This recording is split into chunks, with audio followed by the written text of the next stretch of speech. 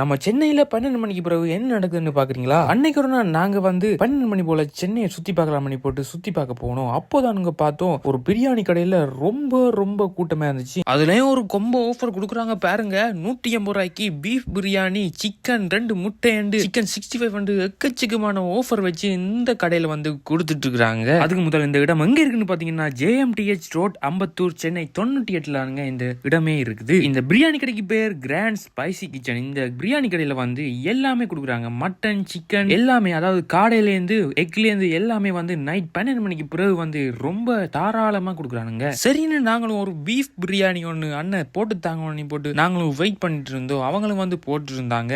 நானும் ரொம்ப எக்ஸைட் ஆயிட்டுங்க. ஏன்னு பாக்குறீங்களா, இந்த டைம்ல போய் இவ்வளவு கூட்டமா, அதுவும் நம்ம சென்னை சிட்டியா, என்ன நைட் ஒர்க் பாக்குறவங்க எல்லாம் கன பேர் இருப்பாங்க.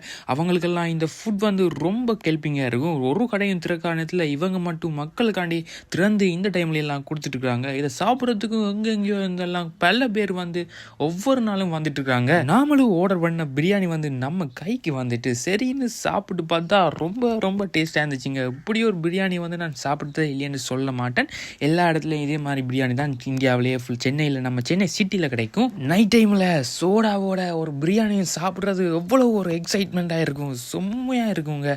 அந்த குளிர் காற்றுல, அந்த இருட்டில், அந்த மக்கள் கூட்டத்துக்குள்ள, அதுவும் ஒருத்தருமே, அதாவது வாகனமெல்லாம் ரொம்ப குறைவாக போயிருக்கிற ரோட்ல எல்லாம் இருந்து சாப்பிட்டா ரொம்ப டேஸ்ட்டாக வேற ஒரு லெவல் ஃபீலிங்காக இருக்குங்க.